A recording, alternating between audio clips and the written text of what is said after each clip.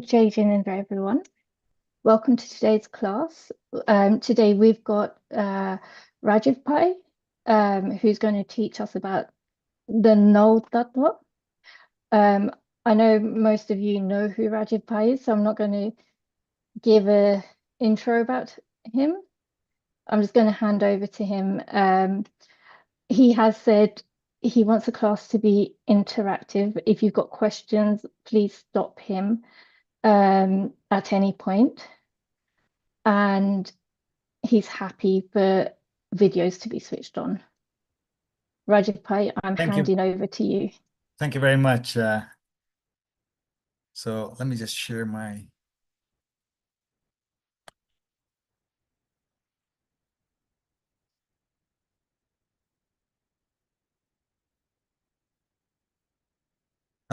Darshana, can you see the screen? Sorry, I can, yeah. Okay, yeah. Thank you. So, Jai Jain, everyone. Welcome to today's class. So today the talk's going to be on Introduction to the Nine Tattva. So let's just go in. This is basically fundamental to the Jain philosophy.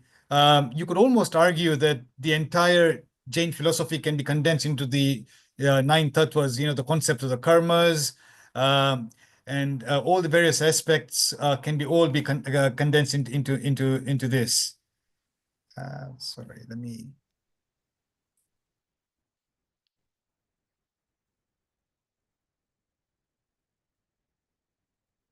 So yeah, that's fine. Now, before we start this, like if you look at many fields, if you look at like the management field, like if you were going to be doing a Masters of Business Administration, there are so many things in the world, and what we as humans tend to do is trying to put them into some kind of categories, to put them into sort of understand. So if you were doing an MBA course and if you're doing a strategy, one of the 5 things they look at is the Porter's 5 forces. So, and those of you who are in management, they'll say, what is this Porter's 5 forces? If you were starting a new industry, then there will be, how do you see whether should I start a new factory doing certain things? Then you look into these 5 main things, which was done by a Harvard professor. Who are my competition? Is there a threat of new entrants? Is there someone who else can come in? What is the entry to barrier? Is what I have something very unique that no one else can come into this industry? What is the bargaining power of the buyers? Where do I get my raw materials from? So this is a framework for you to channel your thinking. Can I get into this industry or not? Similarly, if you look at, there's another way of looking at business concepts is pest analysis. What does pest mean? Political, environmental, social, and technological. So again, it channels your thinking. If you wanted to set up a new industry, or if you wanted to do some exports, you want to look at the political factors. So it's actually, you've got lots of thoughts coming into your mind, and then you want to put them into certain categories, and that clarifies your thinking, that this is what I want to do. Another classic management tool is Ishikawa fishbone. And this, what happens is industry, if you have got a manufacturing plant and there's been a problem, then the question is, why has this problem occurred?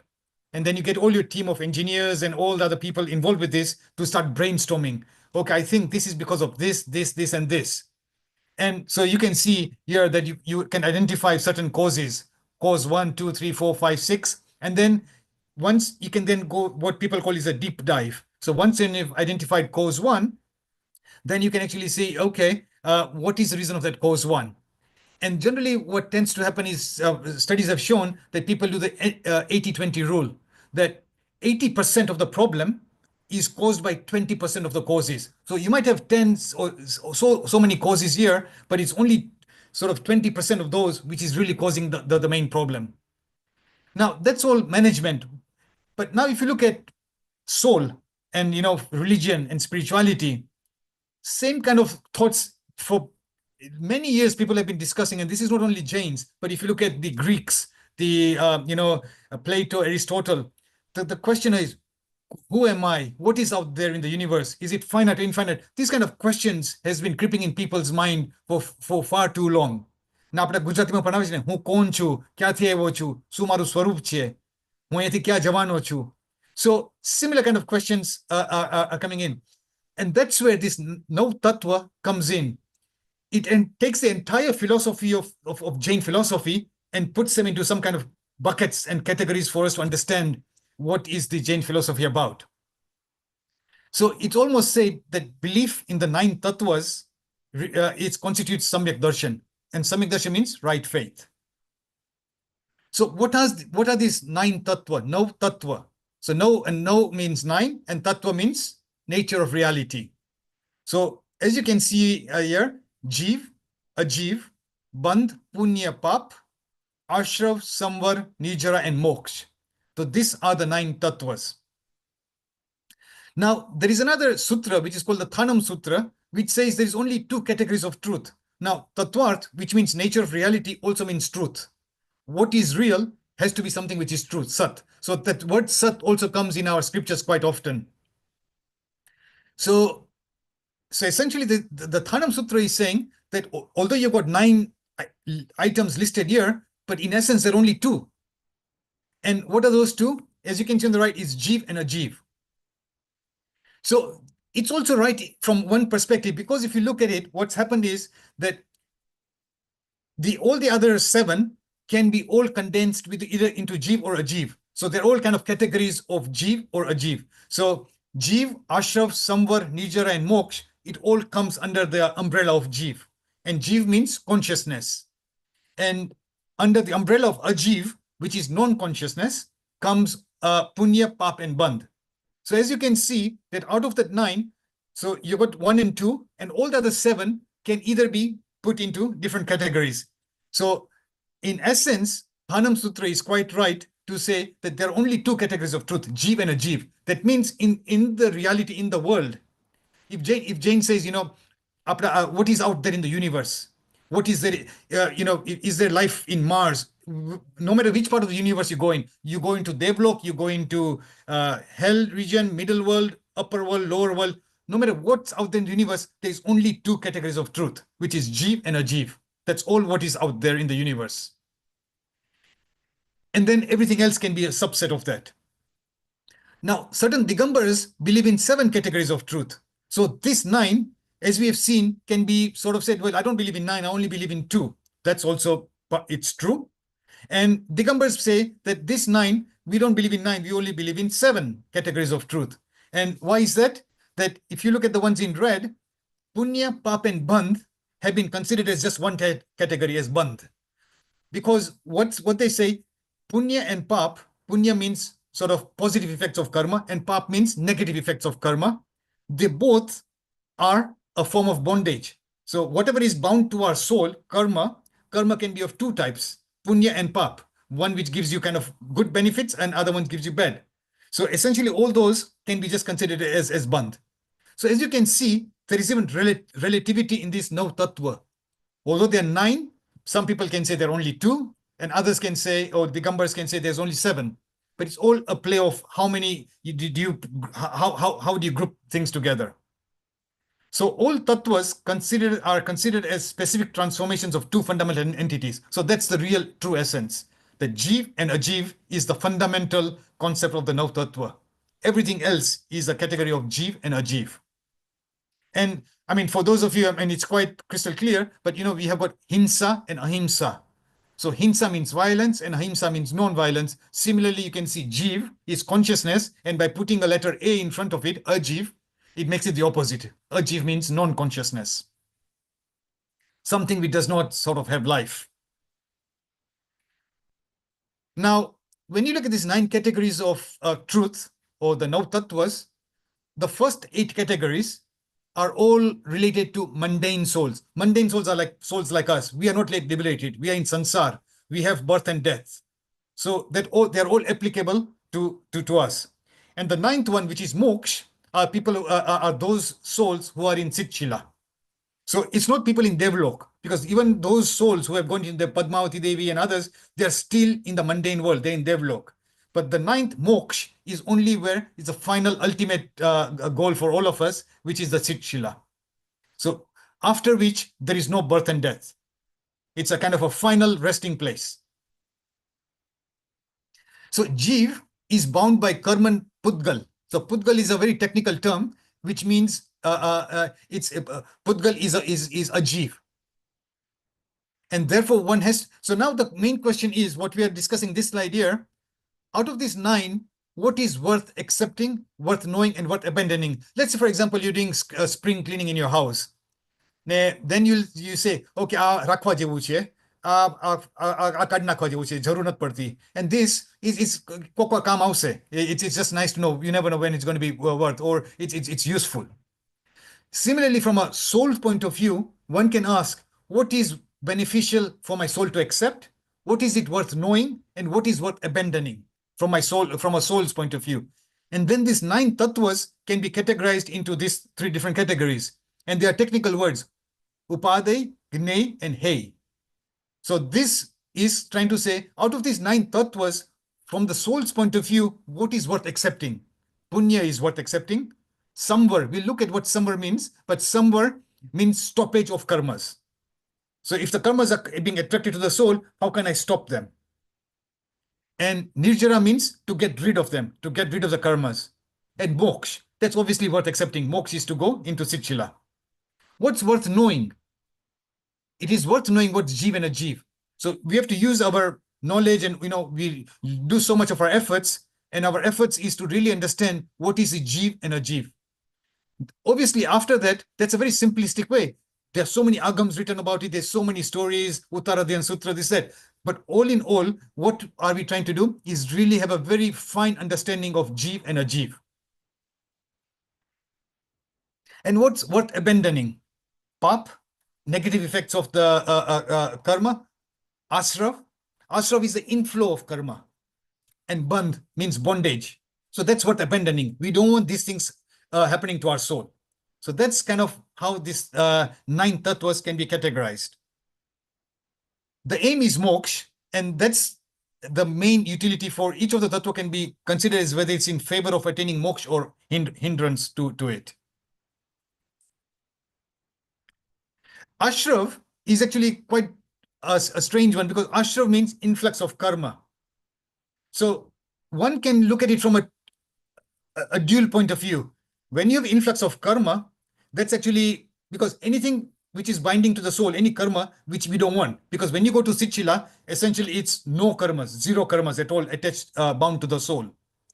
However, whilst we are in the mundane, whilst we have got in this sansar, sometimes it's actually nice to have ashrav to do sadhana, because you want to do beneficial activities so that you bind good karma, so that you can do sadhana. You can put spiritual efforts for the upliftment of your soul.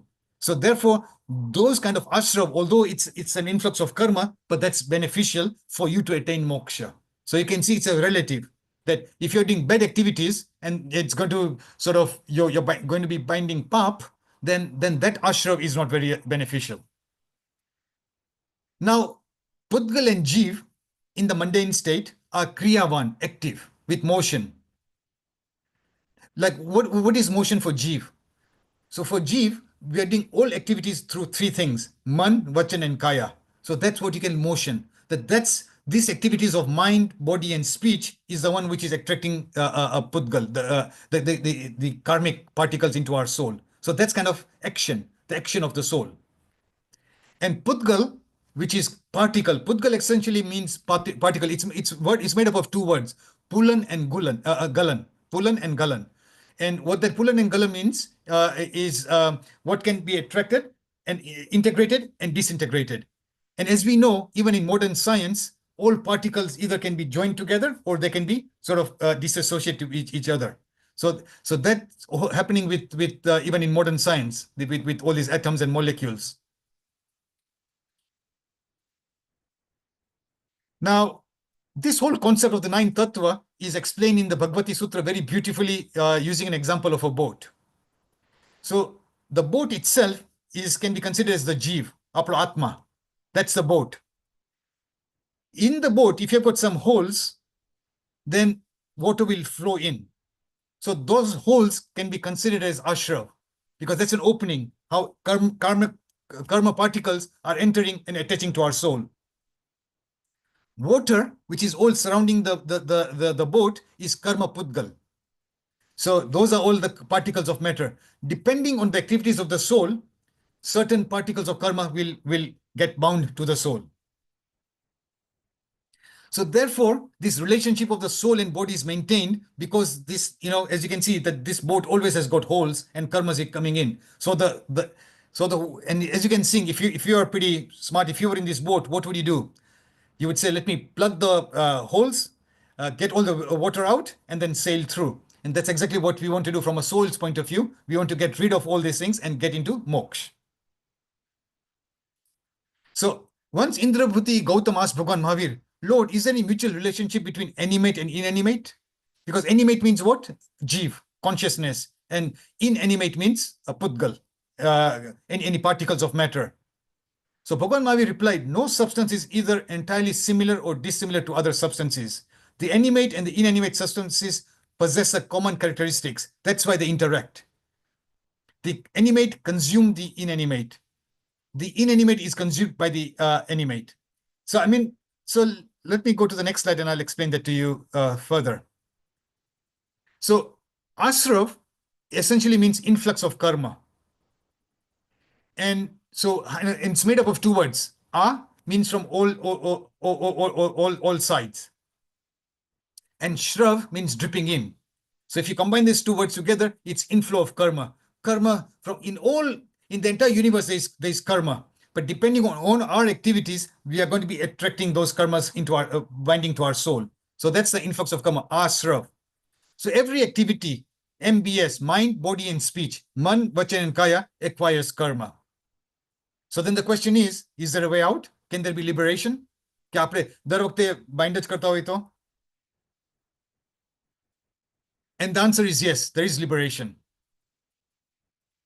So, and one of the questions when someone asks that, Ashrav, so was my soul very pure right at the beginning? And then why did what is the cause of me to have this birth and death?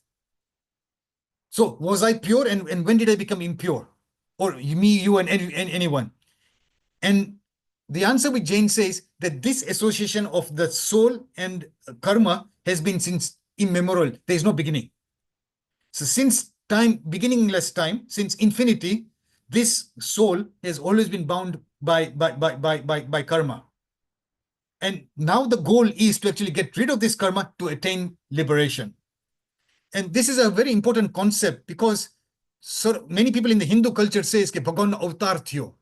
Kya Krishna no ke Vishnu no avatar thyo. Avatar means that I was a very pure soul, and there now I'm coming back to the universe, which means I'm now coming back to the earth. And Jains dispute that, because if I'm totally pure, then there's nothing. If I'm 100% pure, 100% pure, not even like even a small iota of something, if you're totally pure, then there is no chance of you coming back into earth, because now you're in Sitchila. So you can't come back. So that's a very important concept, that once when you become totally pure, there is no point of coming, no one can come back. So right now, even when we pray, Bhagwan Mahavir cannot do anything for us, because Bhagwan Mahavir is in Sitchila. Who can help us is an Ajay Devi Hoy, who can help us. Yep. There's a question. Please, yeah, Hasubai. Yeah, sorry.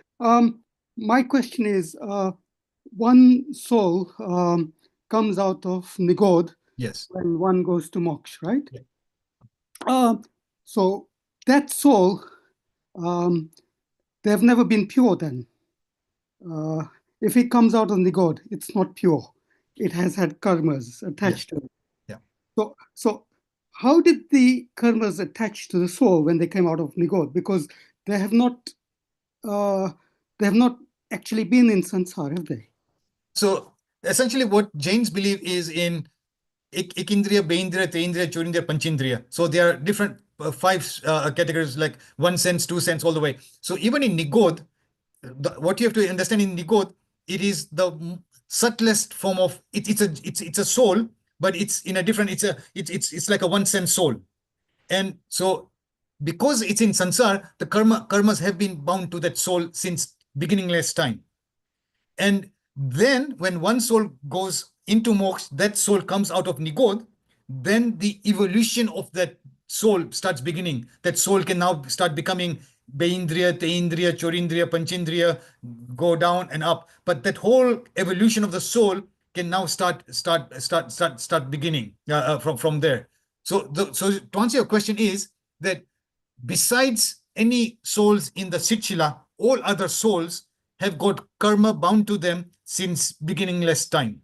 Whether it's a Nigod, whether it's Ekindriya, Beindriya, Teindriya, Chorindriya, hellish beings, or Devlok, we all have had karma bound to us since beginningless time. It's like a circle. On a circle, you cannot say this is the beginning point of the circle. Or from here, this is the beginning of the circle, and now I'm going to sort a circle. Throughout the entire circumference of the circle, at any point you can start drawing a circle. So there's just no starting point. Did that answer my question? Your question? Yeah, no, that's fine. Thank you. Yeah. Okay. So yeah, so I think the point was the Ashrav in Jainism. So this association between the soul and the karmic body has been there since the beginningless time. There is no antecedent or precedence. What my means is pela soul hato ne pela karma tu, ke pela karma tu ne pela atma tu. That association has been there since beginningless time. You cannot say, oh yes, there was a soul, a pure soul, and then there was this karma, and then it attached. No, this soul and the karma had been attached together since beginningless time. Yes, Bija? Yeah, Pranam Rajeev bhai. Pranam. I wanted to ask, in Nigod, is there karma band going on constantly there as well? So, I mean, I'm not an expert of the area. Maybe Jayesh and all that might be able to explain it better. But from my understanding is that because you are a soul, you might have certain emotions.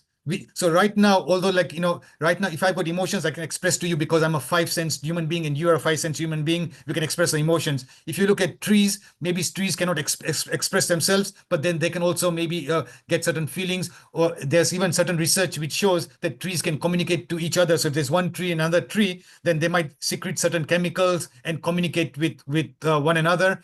We do not understand the language of the animals when the when the crow crows and all of the dog barks, how they do. So even the minutest living beings will have some kind of emotions happening within them, because it's a jeev, it's a soul. It's not a stone. It's not lifeless.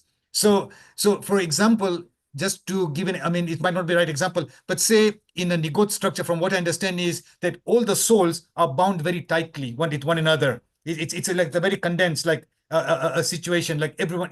And so imagine that in one room, in one room of yours, there were like million people in that one room. Ek jan aam kare, so you all get sort of, oh, why is this person doing this? And you get very uncomfortable because everyone is being squashed with one another. So there is certain emotions happening even within the, and then one is binding karma even in that subtlest state, because depends on tamara bhav, and that bhav can always be there. You might not be able to express it. We do not know how the tree is expressing the bhav to us, but we know that many people do believe that if you talk to trees, then they will flourish and they'll do well. So this is some things which we cannot see and observe. But to answer your question, that even in Nigod, because it's a soul, it's an atma, then karma bindage could occur because of whatever feelings those souls are experiencing.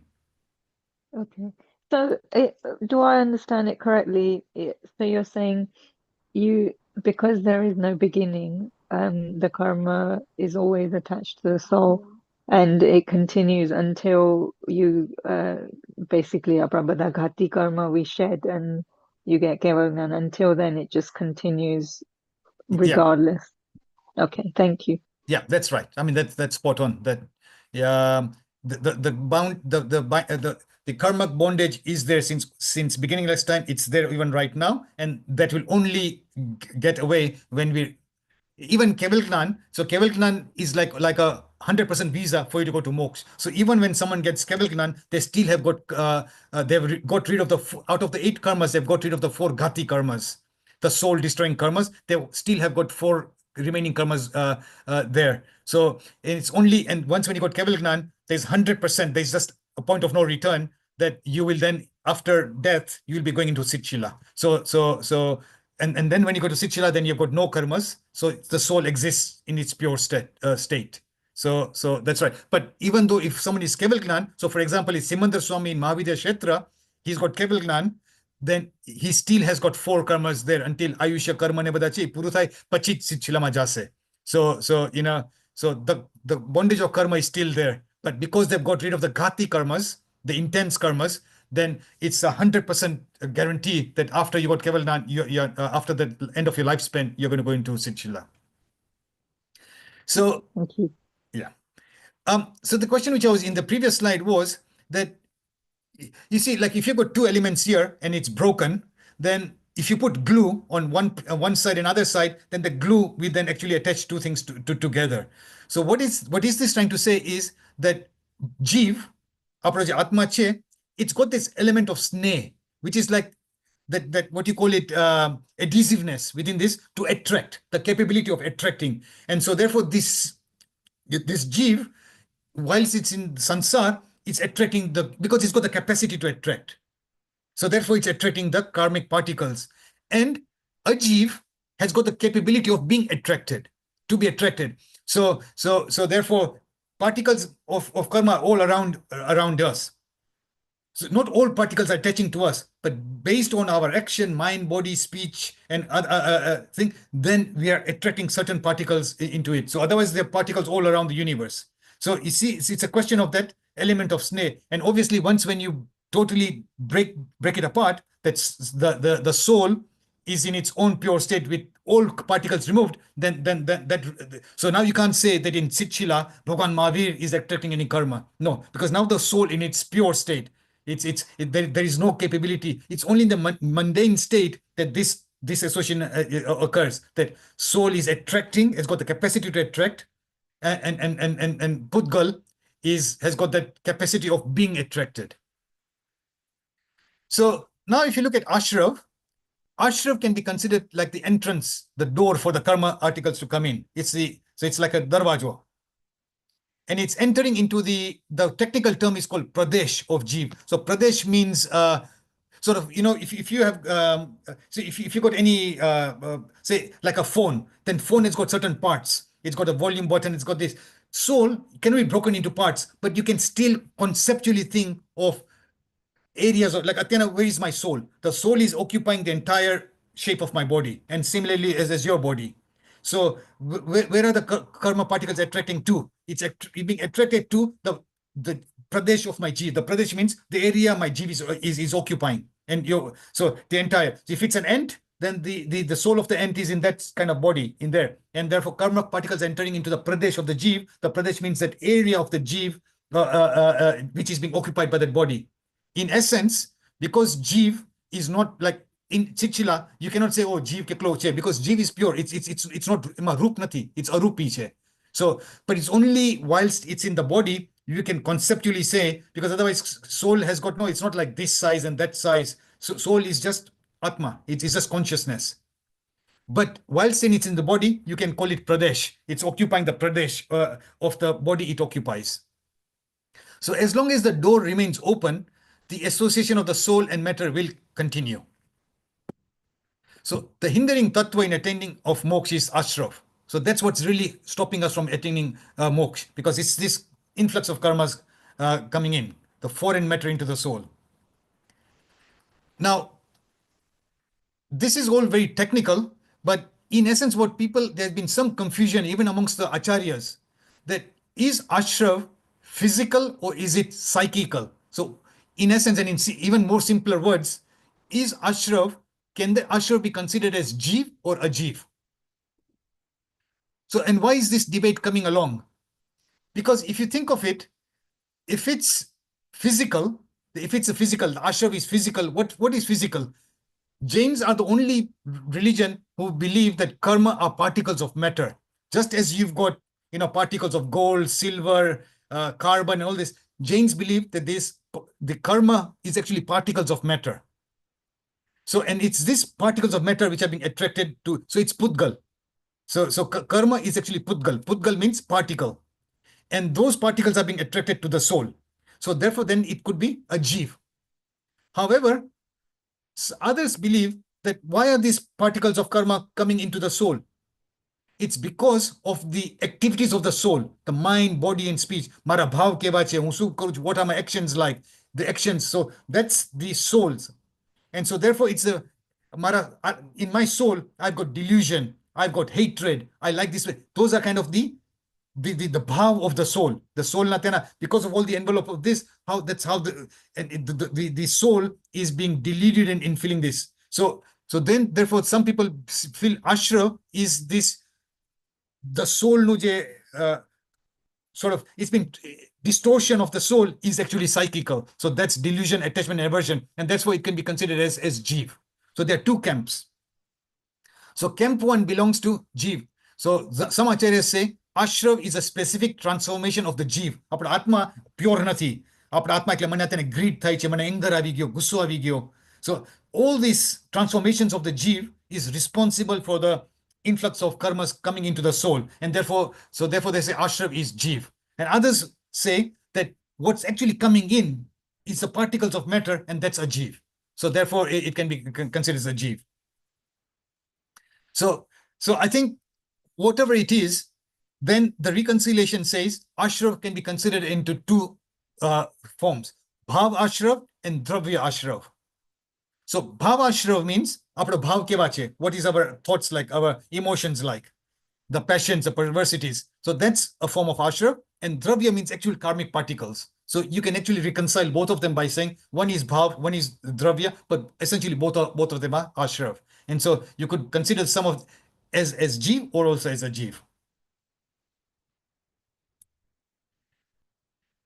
So this is Acharya Mahapragya's simplification. Experience of only consciousness is samvar. So samvar means getting rid of the influx of karma, stoppage of karma. So khali sud atmana bhavma hoy, which is essentially in moksha, that means all the particles of karma have gone away from the soul. But we are consciousness, and we have got attachment and aversion. એટલે આપણે આશ્રવ આવ્યા રાખે છે. Even however minute, subtle, મારા family માટે છે, મારું છે, મારું ઘર છે. So whatever it is, attachment and aversion, I don't like this, I hate this. So no matter which form, even the most minutest, those ashravs are being bound to our soul. Those ashravs attracts karmic particles, and it limits our consciousness. It reduces the capacity of knowledge and perception. આપણું જ્ઞાન, આપણું perception છે, it reduces because karmic particles are being attracted to the soul. The natural bliss is distorted. And then it brings deformities in perspective and conduct, and reduces the strength of the soul. So મને બહુ યાદ નથી રહેતું, our health is not becoming good, આપણે અવેજ્ઞ કર્મ બાંધા છે, આ કર્મ છે. So all these different things is because of all this, of activities, actions which we've done in the past, and we are bearing the fruits of it right now. So to conclude, ashrav, there are five things which are responsible for ashravs: mithyatva, avirat, pramad, kashay, and yog. So we'll look at them briefly in one of them. Mithyatva. So mithyatva means false belief. Very simplistically speaking, mithyatva. So lack of faith in Dev, Guru, and Dharma. Yeah, okay, chedni. I don't believe in religion. There's nothing like heaven. There's nothing like Sitchila. Just no belief. So that's wrong. So what is wrong belief is mithyatva. Wrongly considering body to be the means of real happiness. આ શરીર જ છે, આત્મા કોને જોયો છે? I have not seen you and I have not seen the soul. So what is in front of me, what I can see, that is only reality. ખાલી શરીર જ છે. And therefore ખાઈ પીને મજા કરો.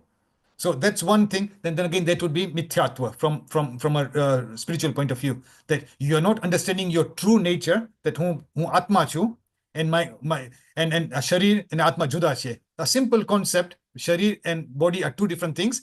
I'm appearing as one, like milk and water, but essentially this body and the soul which is within this body are two separate entities. So that's a true belief. Faith in what is not real and true. So you are now believing things which is not real and true. Like khoti chijma, you have faith in the wrong things. So that's all kind of mithyatva. ના આપણે જ્યારે 7 લાખ બોલે છે, એમાં 18 પાકમાં આવે છે 18 મિથ્યાત્વ Shalya. Shalya means thorn. It's like a thorn to our soul. So all those 18 paps are like thorns. Avirat means non-restraint. So absence of the practice of vows. I mean, obviously, the moderator here, Darshana, many of you know that she's doing this Vistanakni tap kare che. That is the vows. Even Devlokma, and I'm sure Jayesh Bhai must have told you that the Devlokma, Devs do not have the capacity to perform vows. They look at bhogu જ પડે છે. So તમને મન ના થાય, તમે આજે દેવલોકમાં ગયા હોય, you cannot have the capacity કે આજે મારે ઉપવાસ કરવો છે.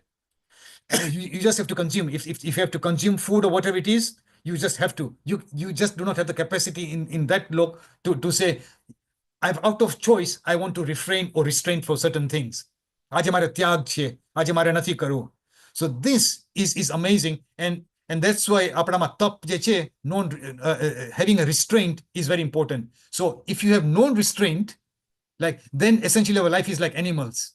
મન ફાવે ત્યારે ખાવાનું, મન ફાવે જે કરવું એ કર્યા રાખવાનું. There is no barriers which is stopping us.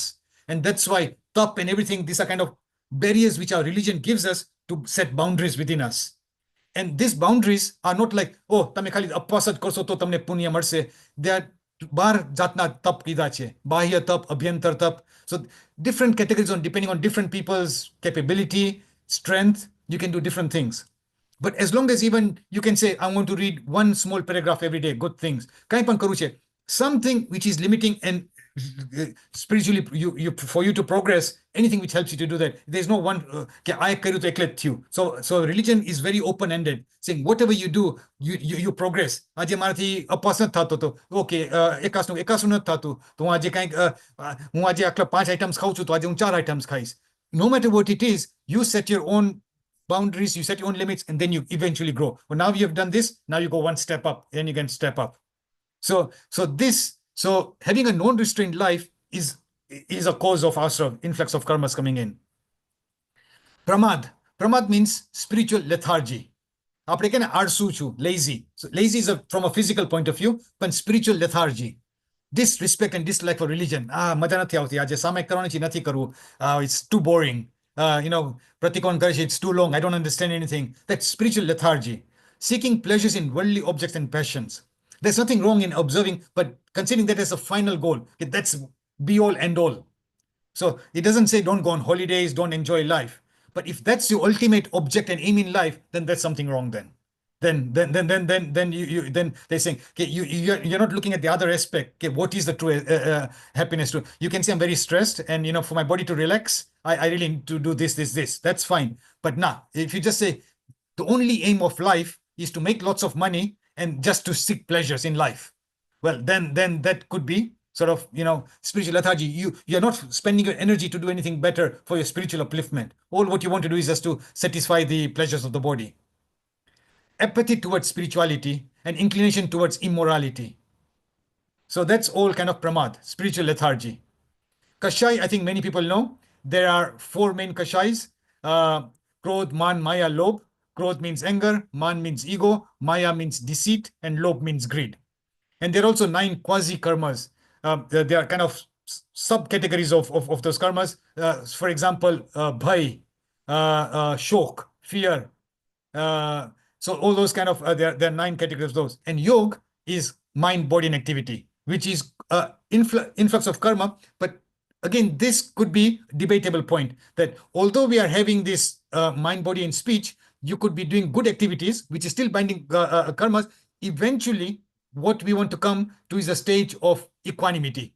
So that's what samayik is. Sam ayik. Sam ekle samta bhav. And it's only through equanimity then do we then get rid of even the positive and the negative. So and I think that's very difficult. I mean, to achieve, but I think we all need to be on that ladder saying, okay, Atyana, suppose we are all very privileged, we have all got a good house, car, everything, apna punya ni hisabe maidu che. But then to have the ego and pride, ke jo mari pase aache, then that's the wrong thing. So you acknowledge that, yes, I'm having all this comfort in life, I've got so much wealth, I've got all these things, it's because of my punya. The punya can one day go away, but that equanimity would be very good. So then, even if you've got so much, then you'll not be boastful, you'll just take it with equanimity. Yes, I'm grateful for it. And if things are not working well for you, there's poverty, there is bad health and all that. Again, to think that this is, a passing phase, it's by action. How can I maintain equanimity? And even this bad days will pass away one time. So, I mean, this again now is going to more detail. I think we've got any questions before we go into a little bit more, because I mean, I'll just carry on until the time is over because there's so much to cover. So I'm not going to be completing the entire slide. So if people have got any questions, I'm more than happy to take them now, or we can just carry on depending on the time. Rajeev, I haven't received any Any questions questions? yet. Okay, so we'll just carry on until someone has got any questions or the time is up. So what is mithyatva? So mithyatva is again is opposite of samyaktva, the right faith. Now, if you look at this top side, that mithyatva can be of 5 different kinds. Can you see how logical this? It's almost like a when I looked at this 9 tattva, it's like an MBA school. Like when you went into a management course, there's so much category. Okay, this many categories, then this, then this. So when you look at 9 tattva, okay, ashrav na kitla points hai? There are 5 of them. Okay, out of that 5 of them, mithyatva is one of them. Now, how many different types of mithyatva could there be? There's another 5 kinds. So it's so sequential, so logical, and it's sort of when you study, it then starts making sense that it's like a pyramidal structure. There's a structure to this. So mithyatva could be one-sided belief, ekant. And this is also wrong. So after Jainism, we believe in anekantvad. But ekantvad means હું જે કહું છું ઈ જ સાચું. And so that could be biased because અત્યારના અહીંયા 5 જ વાગ્યા છે. No, somewhere else in the other part of the world, it could be a different time right now. But no, it's yeah. So if we do not know the whole entire truth, how can we say that my view is the only truth? I mean, from my point of view, the only truth, which even if I had a ekant view, which cannot be refuted, is ke hu atma chu. So no matter what it is, you no matter which, whether you're in this bhav or different bhavs, that cannot be disputed, and that's having a firm faith on this. But everything else, you can almost sort of say it could be relative or could be perspective. Like right now, I'm a 5 sense being. Who knows what my next birth could be? So ekant is one-sided view. So that's mithyatva.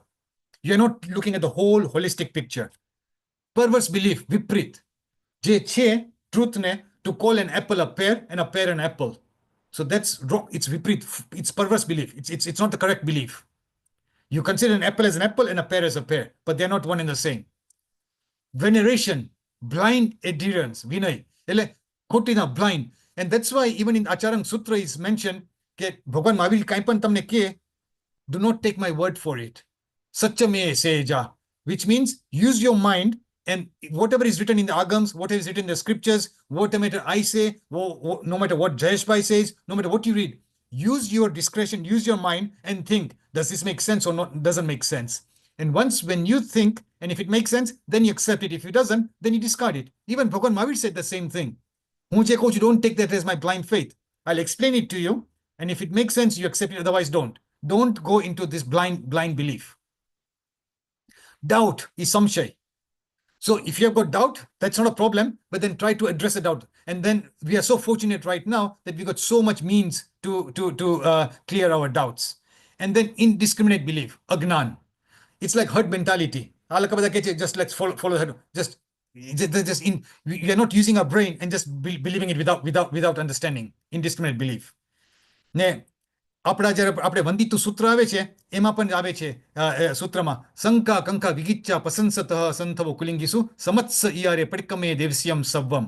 So this is now giving ke mithyatwana shanka. Can you imagine, like, even if you, and this is the beauty, that even we do not know our scriptures, but there are few words which we use even in our Gujarati language, shanka. So shanka means doubt, and you can see, yes, that doubt is one of the reasons of mithyatva. And that gives you the joy that when you sort of reading the scriptures, and then when you pick up some of these words, you can understand, yes, now I'm understanding what the scriptures are trying to say.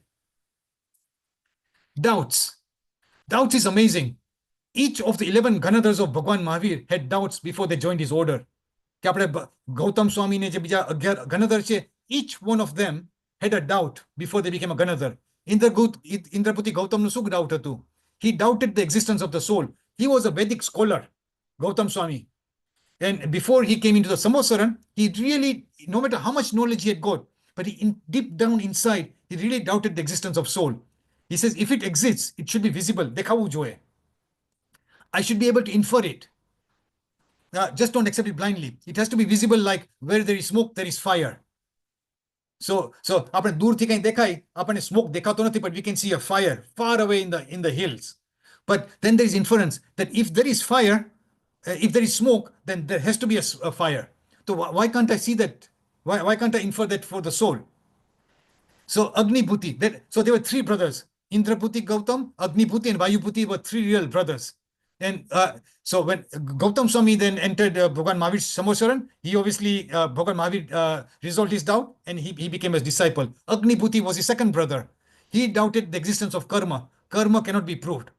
If visible, cause can be found for pain and pleasure. Why should one assume invisible cause for it? કે મને દેખાવું જ જોઈએ. અત્યારે modern science છે, કંઈ પણ problem થયો, they'll do an MRI scan and they'll say, I can see a tumor here, I can see the reason for this here. But if something is, so he was not believing, okay, why am I getting pain and pleasure? જો કર્મ જેવું હોય, I should be able to see karma. So he was not believing Agnibhuti. Vayubhuti, if his body and soul one or different. As per the Vedas, believe consciousness emerges from the combination of earth, water, air, fire, and disappears on death. This body and earth will all kind of just merge into the elements of the earth. So it's not separate. So are they one or separate? Is body and the soul just one entity, or is it separate? So if I die, then is the body and the soul two separate things, or it's all gone? They're just one entity, and it's just after cremation, the body has just gone away. And similarly, look at all the other Vyakta. He doubted on the existence of material existence. He believes the whole universe is illusion. Sudharma, Pachma Ganadhar, he doubted whether next life is similar to the present life. So does the soul reincarnate in the same physical form? If I am a human, will I be born again as a human? Or if an animal will it be born again as an animal? Or will they be born into different categories? Mandik, he was the other Gandhar. Is there really bondage and moksha? Is there a concept like that? Karma ya bandhai che and moksha? Maurya Putra, he doubted the existence of gods, devas. Akampit, he doubted the existence of hell. Achal Bharat, he doubted whether punya and pap exist and have a role in life. And Metarya, he doubted rebirth. He believed at death that soul ceases existence. When at death, there is nothing like consciousness. And Prabhas, he was the youngest. At 16 years, he became a Ganadhar of Bhagwan Mahavir, Prabhas. He doubted whether there is salvation. Baddu manu chu, but is there something like Sichila, moksha kind che ke nahi? So all these great Ganadhars also had doubts. And it's when they entered into Bhagwan Mahavir's Samosara, the doubts got resolved and they became the Ganadhar thya. So having doubts is not a problem. But obviously, we do not want to just be in doubts and not do anything to resolve those doubts. Avirat. Avirat means papno rasto atakvu nahi. Avirat means kind of this. There are 12 main ways of non-restraint, not to have any restraint, not to have any boundaries within us. So, Satjivan Kaya, Jains believe there are different forms of life beings. And then there's 5 senses and the mind. And it's through this, we are actually binding karma. Pramad. Pramad is of 15 kinds. આપણે કહે છે આપણે અતિચારમાં આવે છે દેશ કથા સ્ત્રી કથા રાજ કથા. So we just when we are talking to people, we are just talking about food, we are talking about women or men, we are talking about politics, national activities. Fair enough, but what purpose is it? If I talk about what's happening in the Indian politics or the Pakistani politics, we are not in a sphere of influence. No matter what I say, what you say, is it going to affect the policies which these people are doing? So what is the point of all these discussions and forwarding all these WhatsApp messages, this and the other? So all these things are all useless. Pramad, passions, anger, pride, deceitfulness, greed. All these things are spiritual negligence. We are not. But if I was a bit more vigilant, then I would not have got the anger. So it's spiritual lethargy. If you are very, very alert, then you'll say, okay, it's okay. I don't want to get this. 5 objects of 5 senses, those are going to lead us into spiritual lethargy. Taste, we are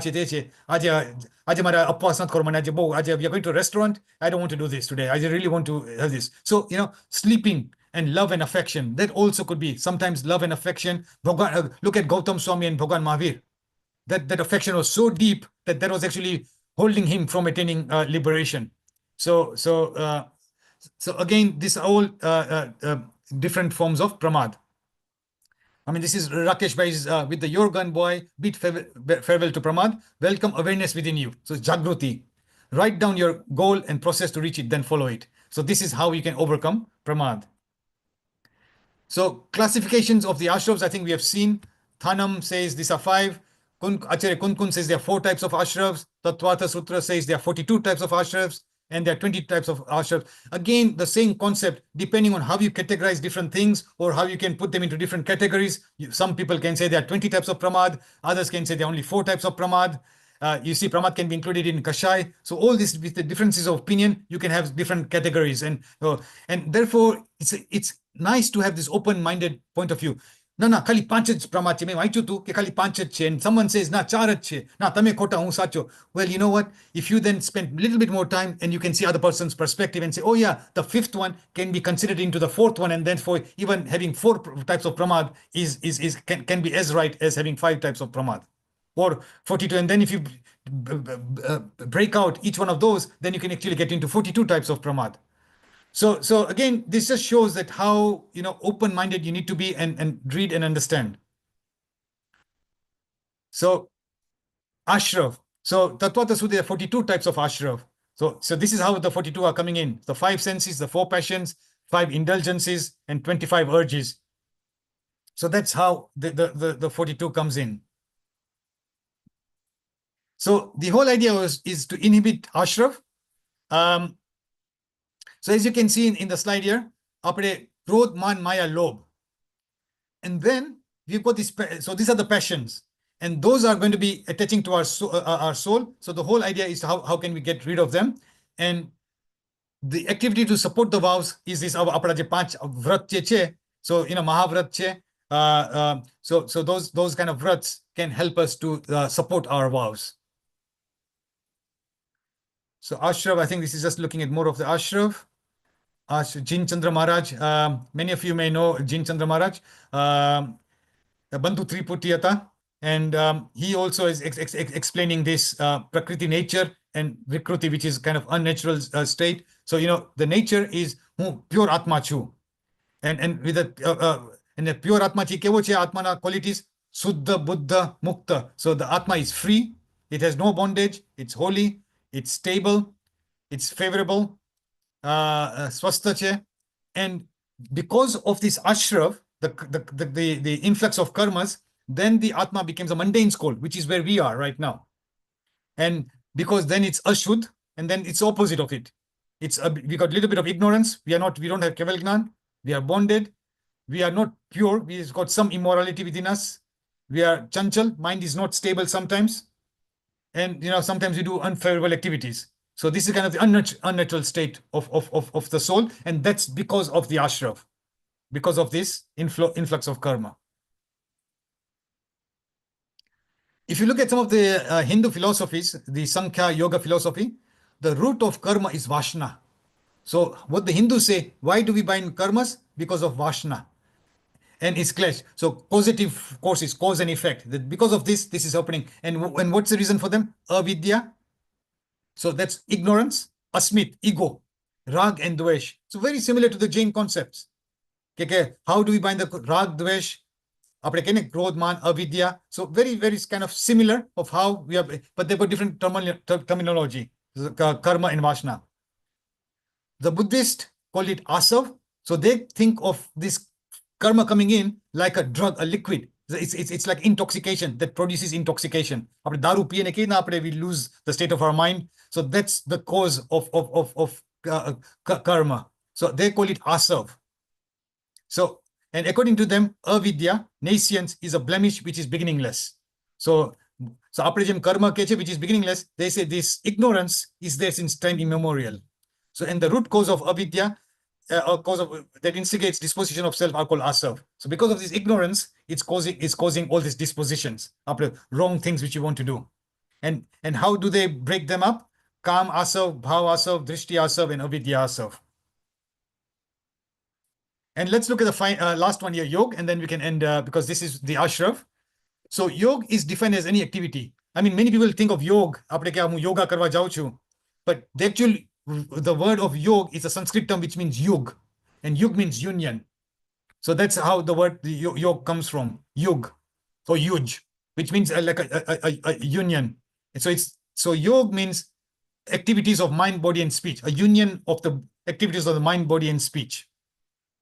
So it can be auspicious, which causes nijara of karmas, but also accumulation of punya. So the auspicious activities causes the nijara of karmas, but also accumulation of punya, and the inauspicious causes inauspicious karmas only, pap. So samvar and nijara are absolutely helpful in sadhana.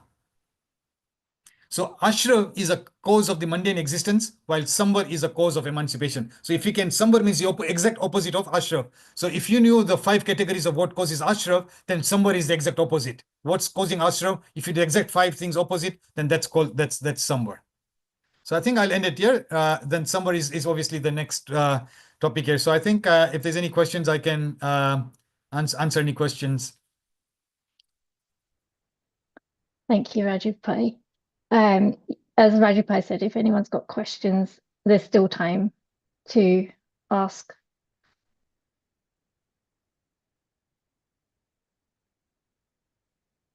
You can unmute yourselves.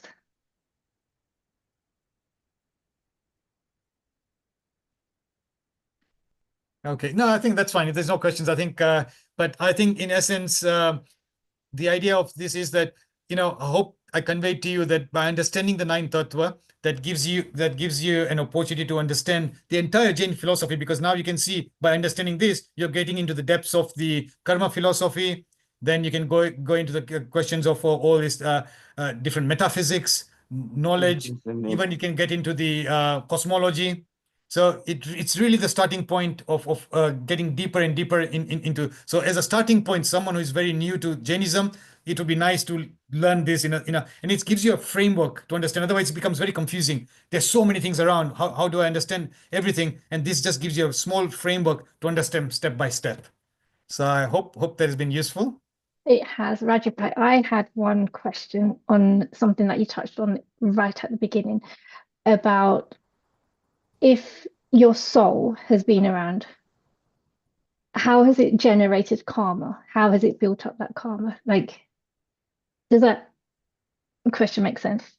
Yeah, I think it does make sense. I think in a way, because it's been there since beginningless time, our mind and memory does not understand how it's always been there. So we just have to take it for granted that my soul, you can't say what is the beginning point of me starting to bind karma, because you're going to back in such, there's just no beginning. It's since time immemorial.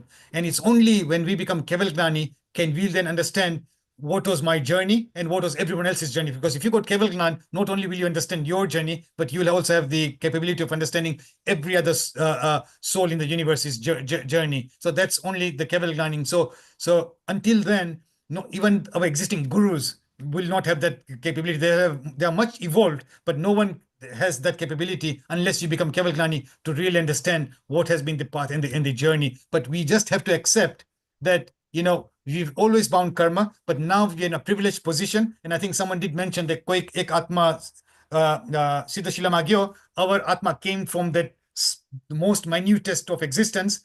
We've now started our journey. We've now got this opportunity. Let's just purify ourselves more and more and more until we get to our eventual goal. So I think the whole concept of gratitude and effort then really becomes very essential, that we've got this opportunity. It does not come. That's why so many scriptures says Manobho Varmar Martonathi. We've got this human birth. We've got the capacity of all the 5 senses to understand our religion. We are very blessed. There are even some people who are born as humans who still do not have that. Either they could be blind, that they could have some of the senses are not functioning properly. So if we have got all those, then but even otherwise, I do remember there's one Acharya Maharaj who was actually blind and learned so much. So even if you've got some disability, it's that power of the soul. If your soul is very, very strong enough, you can still evolve your soul.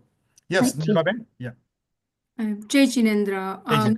I just want to know, I've been hearing this a lot, that when your soul or each soul is in Nigod, and then it comes out when one soul goes into the Sidsila.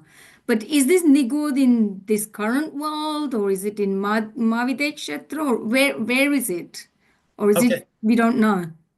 Okay, I'm not an authority on this, but from my basic knowledge, from what I understand, if you look at the Jain universe has got upper world where the Devloks are, the middle world, and then it's got the hellish beings. And right at the bottom of the universe is that area which is called the Nigod. So my understanding is that it's really at the bottom part of the universe, but I'm not an authority into this. There could be other regions where there could be kind of a Nigod area, but from my basic understanding that it's really at the bottom part of the universe. It's a region around there. Okay, thank you. Yeah. Hello. We've got a question from Nick. Nick. Pranam. Pranam. Did you say the karmas are particles? Yes, that's very unique just amongst the Jains, that the concept of karma is there in Hindus. The concept of karma is then with the Buddhists, but none of the other philosophies, as far as we know, considers karma as particles of matter. They're actually particles of matter. So if it's matter, then it has to be visible. Very good question. And I myself actually even a scientist, so so for me, so it was even a more pertinent question. Now, according to Jain philosophy, any particle of matter has got 8 qualities: touch, taste, smell, and odor. If you now look at touch, there are the 8 different categories of touch. Now, so for example, so if you look at touch, has got 8 different categories of touch. Now, all particles of matter have got these 8 different qualities.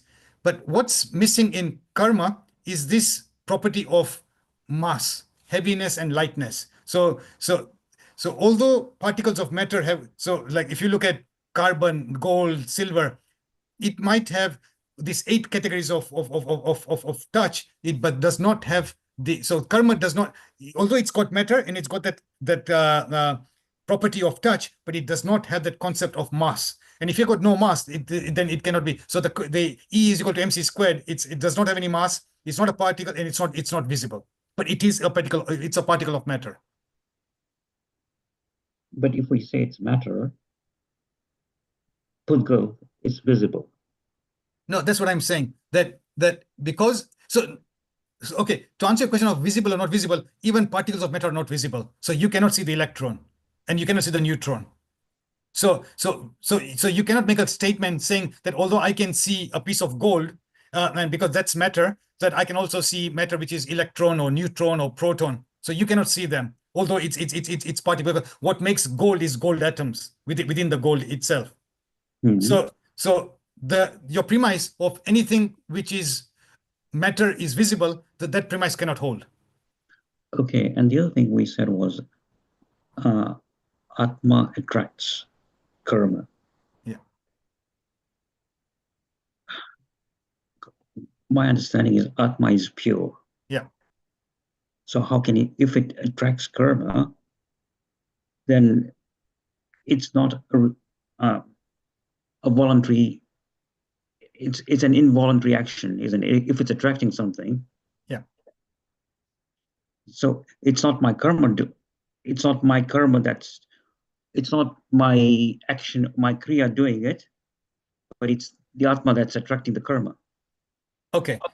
So to answer that question is that the Atma in the mundane state has got this capability of attracting karma in the mundane state. So when it's totally pure, so then it does not. So in Sitchila, all the souls, Bhagavan Mahavir and all the other souls in the Sitchila, they do not have the capacity of karma, will not be entering into that state. So that's the first question, that it's in the mundane state that capability of attracting karma. So it's got the capacity, it's got the utility of attracting karma. So if the soul did not have, then basically why would karma attach to this? So for example, like saying, let me throw a ball of sand on the wall, but the sand is just going to go down. It's not going to attach to the wall, because sand, you throw a dry sand onto the wall, it's just going to slip down. But if that wall has got the capacity of attaching, then it will. So if you had a clay, if you threw clay onto the wall, that clay will then attach to that soul. So the capacity to hold is there within the soul in the mundane state. So that's what I'm saying. It's not an automatic thing. By saying, now your question is that the soul in the mundane state has this capacity to attract karma particles, and the particles of matter have got the capability of being attracted. So it's a two-way form, because they've got the capacity of being attracted, and the soul has got the capacity to attract. So therefore, then when certain activities happen, dispositions of mind, body, speech, whatever the karma, the atma does, then that union then occurs. Okay, I understand. I guess it's just in the past I've heard as influx, whereas today what we were saying was it's attracting. So Influx. Asrav is influx, but then I'm just trying to explain that it's why. So I'm just going one level bit below than the concept of influx, saying why is that particle of karma attaching to the soul? And that's I'm just answering that question on one level below that, and it's because of that capacity of the soul to attract and of the particles of matter getting attracted. But you're right, Asrav is influx of karma. That is the definition. Yeah, that's what I've heard. But today, what you were saying was something new, and I'm trying to understand that. And what you're saying also is making sense to me. Yeah. Partly that my atma is attracting karma. But what I'm having at the moment, I'm still trying to rationalize that karma are caused by my kriya. Yeah. So, and that kriya is what is then blocking my atma. Oh, sorry, the karma is then blocking my atma. Yeah. So it's an influx of the karma, yeah. which is then beginning to build a wall around the atma. Yeah. So atma can't see through, and the pureness of it is hidden away. Yeah. Rather than it's attracting. But I understand what you're saying, that it's also attracting, and that's why it's attaching. Right. Okay, so I think from what I understand, your question is, yes, it is the activities of the soul, mind, body, and speech, which is being attracting the karmic particles. And I think even understand your question that, like, for example, when we are sleeping, we still breathe. Although it's an involuntary action, we are still breathing. So even if you are sleeping, or no matter what activity we are doing, we might still be attracting certain particles of karma attracting our soul. So the question is that if the soul is always in a state of attracting particles of matter, whether good or bad, then how can liberation ever be achieved?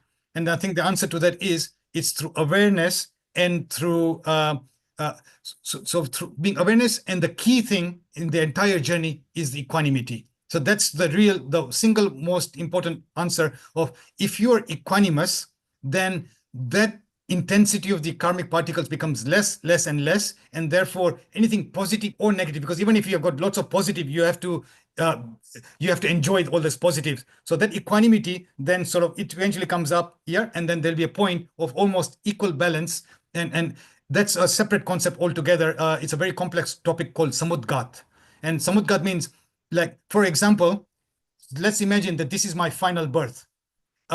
And I or you or anyone who has now to go to Sitchila. But let's imagine that the quantity or the quantum of karma still bound within my soul is million or billion, whatever, however you quantify it. There's so much more. But now my time is right that I cannot have any more karma for my soul to go into the Sitchila. It has to be zero. It's net zero. There's no positive or negative. Then there is a concept in Jainism which is called the concept of samudgat, that if now the time for the soul to achieve salvation is near, and now it needs to neutralize its karma, then what can happen is that this consciousnness expands into the entire universe. It's like almost like saying that you got a wet piece of cloth, you washed it. And then for you to dry the cloth very quickly, you're going to spread it onto the washing line. And only if you spread it, then otherwise, if you just leave it in a bunch like this, it's not going to dry very quickly. So what the soul does is then it actually then expands into the entire universe. And if it has to enjoy or suffer, then within whatever time is left, it does that in a very, very condensed, intense period of time. So that's the time when everything is neutralized, and when there's zero karma left, then the soul goes into Sitchila. So to answer your question is that for example, if you were in a very subtle state, that you are totally equanimous, I'm breathing air in, okay, maybe there might be there's some particles of air going in, but because you're in a very equanimous state right now, even Jain scriptures give that when they want to describe the impacts of karmas, they are saying the impact of karmas are given like four different similes. One could be like you taking say, for example, there's a stone, and you take a nail and you make a scratch on it. Is that scratch going to come out? No, it's going to be, no, not at all. Then you go into a beach, and then you on the sand, you're going to be drawing a line. Then you see the line, but as soon as the water comes along, that line is going to go very quickly. And the third example is, if you just take a stick and go into the ocean and just make a line in the water itself, immediately after you draw that line, the next wave comes, it's going to go away. So the intensity of those karmas are so little. As soon as it's bound, it's just dropped off your. So there would come a time whereby even out of your involuntary activities, however minute, you might be binding this much of karma, but as soon as it's bind, but because you're equanimous, it just gets drops from your body. And so there can be a time whereby you'll actually have with zero karma. I hope that explains some of these doubts of the mechanics of karma, that it does. And especially, I think when you say equanimity, it's basically when one attains this stage of understands the concept of rag and dresh. Exactly. We can refrain from that. Yeah. Then whatever is happening around us, I have no attachment to that. And so I don't pick up any karmas. So I think you've explained that very beautifully. Yeah, I mean, that's the essence. I mean, you really hit the, rag and dvesh. I mean, that's why apna Bhagwan ne with rag keche, without rag. So yeah, absolutely spot on. Yeah. And I think thank you to you that I was able to tie the join the pieces together. No, that's great. You're welcome. Yeah, it can be very confusing, but I think when you read, you just manan, you think about it, and it's good. You think about this, and this is the whole point. And that's one of the things. Don't take this as dogma. Don't take this as gospel truth. You just think about it, and only when it makes sense to you do you accept it. Otherwise, you question. And sometimes I'm not an authority in this matter in itself. So I could also be saying something wrong, but this is the whole point that of obviously having that questioning mind. Yeah, it's a beautiful discussion, but I'm very conscious of the time. Okay. And we'll end it there. But thank you very much. Thank you. Thank you, Rajeev Pai. I think today's topic's been really interesting. I don't know if you want to end with a prayer. Sure. Yeah. So yeah, let's just recite a prayer. Veera Sarvasura Surendra Mahito Veeram Buddha Sansrita Veerena Bihata Swakarma Nichayo Veeraya Nityam Nama Veeratirthamidam Pravritamatulam Veerasya Goram Tapo Veere Sri Driti Kirti Kanti Nichaya Sri Veerabhadram Disha. Jai Jindar. Thank you very much. Okay. Thank you, everyone. Most welcome.